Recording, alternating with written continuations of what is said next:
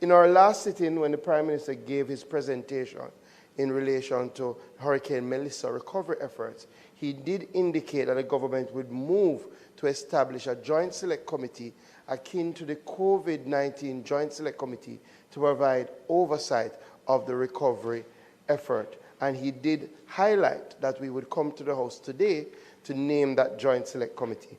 In light of that, Madam Speaker, I will read these two letters into the record.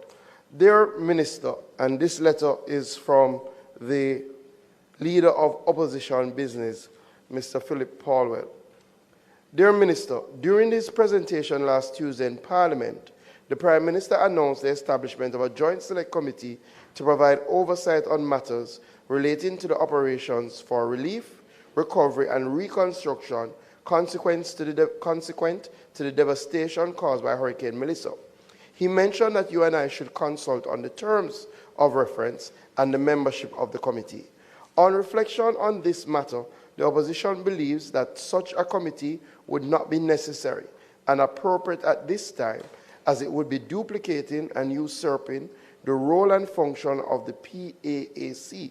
Please be reminded that the main functions of the PAAC, as set out in Standing Order 73A, are A, examining budgetary expenditure of government agencies and other public bodies to ensure that expenditure is done in accordance with a parliamentary approval. B, monitoring expenditure as it occurs and keeping the Parliament informed of how the budget is being implemented. And C, inquiring into the administration of the government to determine hindrances to the efficiency and to make recommendations to the government for the improvement of public administration. We would also wish to state that a joint select committee involving members of the Senate in such an exercise would be unprecedented. Considering the above, we strongly urge the government to allow the existing arrangements for oversight in all aspects of the works related to Hurricane Melissa recovery be maintained. Best regards, Phillip Paulwell, and this letter was sent on Friday, November 7th by electronic mail. I will now read the government's response under my signature, Madam Speaker. Reference is made to your email dated November 7th, 2025. I must express deep concern and disappointment at the opposition's sudden change in position. This reversal is particularly surprising, given that during your press conference on November 3rd, 2025, the leader of the opposition explicitly called for additional oversight of the process. It has always been our position that Parliament already provides adequate and robust oversight through established committees such as the Public Administration and Appropriations Committee, PAAC, and the Infrastructure and Physical Development Committee, both of which are mandated to ensure transparency and accountability. In fact, the Infrastructure Committee has already called for a meeting to begin its work in this regard.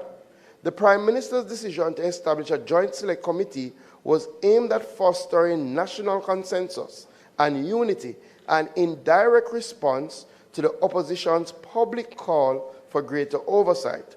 The precedence for this approach was established during the COVID-19 pandemic, when a similar oversight committee was appointed to consider the COVID-19 pandemic and related matters.